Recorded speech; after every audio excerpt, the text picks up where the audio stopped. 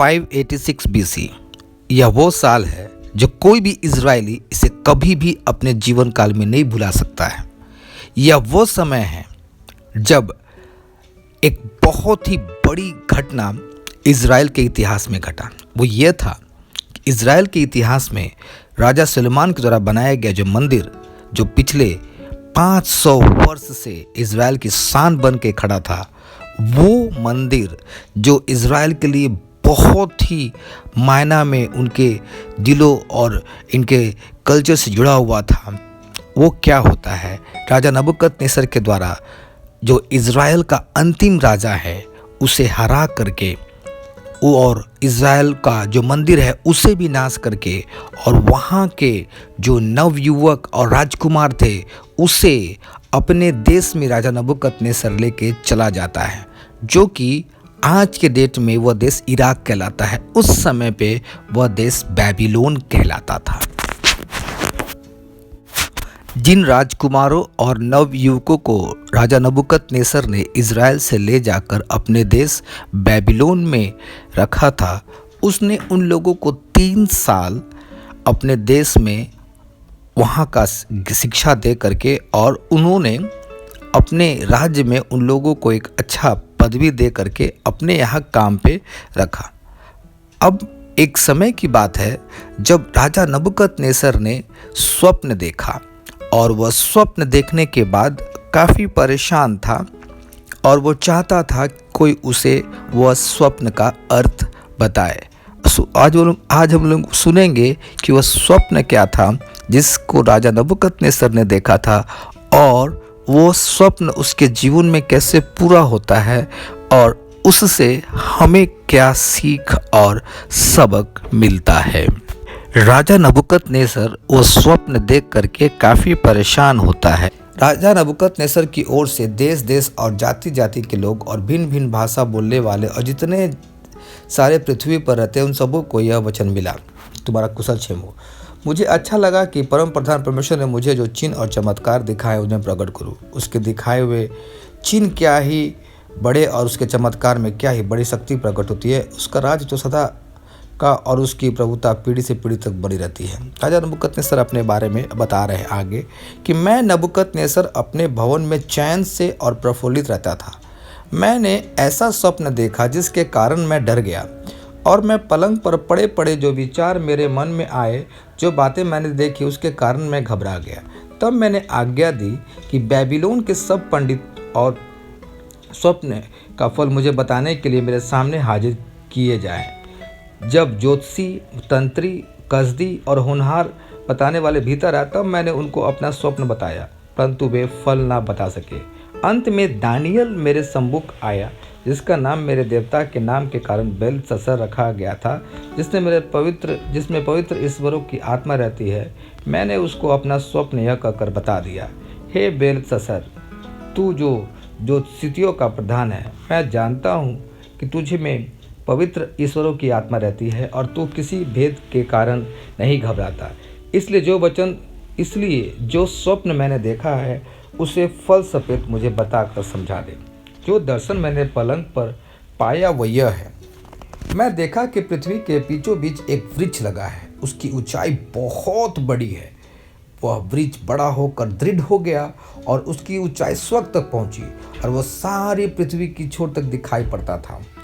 उसके पत्ते सुंदर और उसमें बहुत फल लगते थे, यहाँ तक कि उसमें सबों के लिए भोजन था। उसके नीचे मैदान के पशुओं की छाया मिलती थी। उसकी डालियों में आकाश की सब चिड़िया बसेरा करती थी और सब प्राणी उस से आहार पाते थे। मैं तो पलंग पर दर्शन पाते समय क्या देखा कि एक पवित्र पहरुआ स्वर्ग से उतर आया। उसने ऊंचे शब्द से पुकार कर कहा, वृक्ष को काट डालो, उसकी डालियों को छांट दो, उसके पत्तों को झाड़ दो, उसके फल बिखरा दो, उस पशु उसके नीचे से हट जाए, चिड़िया उसके डालियों पर से उड़ जाए, तो भी उसके ठूंठ जो जड़ समेत भूमि पर छोड़ो और उसको लोहे और पीतल के बंधन से बांधकर मैदान की हरी घास के बीच में रख दो। वह आकाश की ओस से भींगा करे और भूमि की घास खाने में मैदान के पशुओं के संग रहे। उसका मन बदले, मनुष्य का ना रहे, परंतु पशु का सा बन जाए और उस पर 7 काल बीते। मैं नबूकदनेस्सर राजा ने यही स्वप्न देखा, इसलिए हे बेलशस्सर जो दानियेल है, तू उसका नाम दानियेल है, तू फल बता, क्योंकि मेरे राज्य में और कोई पंडित मुझे नहीं मिला जो मुझे इसका फल बता सके, परंतु तुझ में तो ईश्वरों की आत्मा रहती है, इस कारण मुझे तू समझा सकता है। तब दानियेल, जिसका नाम बेलशस्सर भी था, घड़ी भर घबराता रहा और सोचते सोचते व्याकुल हो गया। तब राजा कहने लगा, हे बेलशस्सर, इस स्वप्न के से या इसके फल से तू व्याकुल मत हो। बेलशस्सर ने कहा, मतलब दानियेल ने कहा, हे मेरे प्रभु, यह स्वप्न तेरे बैरियों पर और इसका अर्थ तेरे द्रोहियों पर फले। जिस वृक्ष को तूने देखा और जो बड़ा दृढ़ हो गया और उसकी ऊंचाई स्वर्ग तक पहुंची और जो पृथ्वी के सिरे तक दिखाई देता था, जिसके पत्ते सुंदर और बहुत थे, जिसमें सबों के लिए भोजन था, जिसके नीचे मैदान के सब पशु रहते थे, जिसकी डालियां में आकाश की चिड़िया बसेरा करती थी। हे राजा, वह तू है। तू महान और सामर्थी हो गया, तेरी महिमा बढ़ गई और स्वर्ग तक पहुंच गई, तेरी प्रभुता पृथ्वी की छोर तक फैल गई है। हे राजा, तूने तो एक पवित्र पहरुए को स्वर्ग से उतरते देखा हुआ, कहते देखा कि वृक्ष को काट डालो और उसका नाश करो, तो भी उसका ठूट जड़ समेत भूमि पर है, और इसे लोहे और पीतल के बंधन में बांध कर मैदान के हरी घास की उचने दो। वह आकाश की ओस में भिंगा करे और उसको मैदान के पशु संग्रह भाग मिले। जब तक 7 युग ना बीत चुके तब तक वैसा ही रहे। राजा, इसका फल जो परम प्रधान ठा लिया यह है कि राजा पर घटे वह यह है कि तू मनुष्यों के बीच से निकाला जाएगा और मैदान के पशुओं के संग रहेगा। तू बैलों के समान घास खाएगा, चरेगा और आकाश के ओस में भींगेगा और 7 युग तुझ पर बीतेंगे। और जब तू जान लेगा कि मनुष्य के राज में परम प्रधान ही प्रभुता करता है और जिसे चाहता उसे देता है। वह उस वृक्ष को ठूट जड़ समेत छोड़ने की आज्ञा दी है, वह तू है। इसका अर्थ यह है कि तेरा राज तेरे लिए बना रहेगा, और जब तू जान लेगा कि जगत का प्रभु स्वर्ग में है, तब तू फिर से राज करने पाएगा।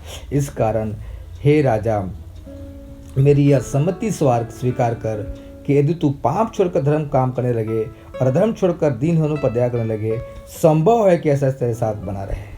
यह सब राजा नबूकदनेस्सर पर घट गया।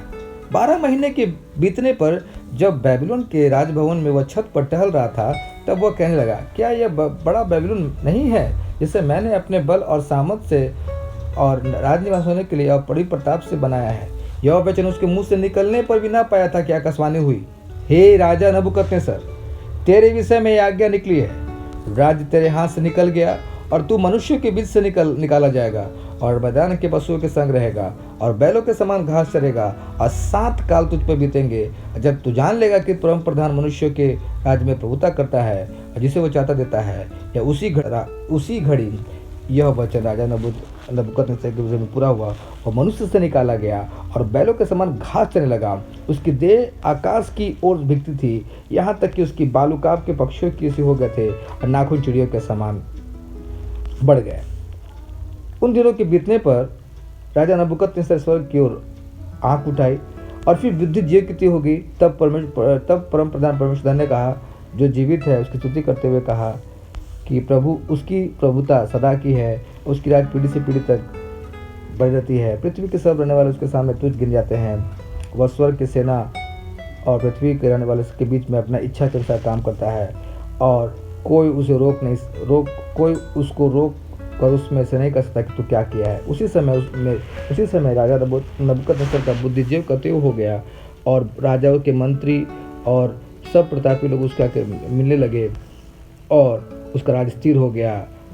और राजा नबूकदनेस्सर लास्ट में कहता है कि अब मैं जान गया हूँ कि जो लोग घमंड से चलते हैं वह उसे नीचा कर सकता है। राजा नबूकदनेस्सर की ये बातें से हम सीख सकते हैं कि राजा नबूकदनेस्सर अपने समय में बहुत ही सामर्थी राजा था, लेकिन घमंड के कारण वो जानवर की तरह से जीना पड़ा था। आज भी हम लोग उससे सीख सकते हैं कि हमारा घमंड हमें जानवर बना देगा, हमारा घमंड हमें बर्बाद कर सकता है, हमारा घमंड हमें ईश्वर से दूर ले जाता है।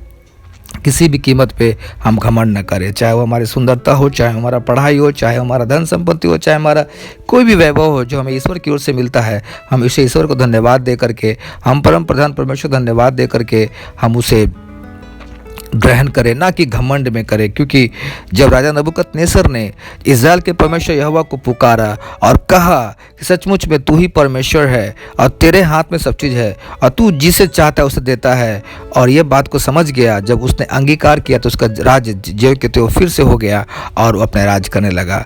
और राजा नबूकदनेस्सर का ये जो इतिहास में है, आप कभी भी जाके गूगल करके इसके विषय में सीख सकते हैं। हम कभी भी अपने जीवन में किसी भी प्रकार का घमंड ना करें।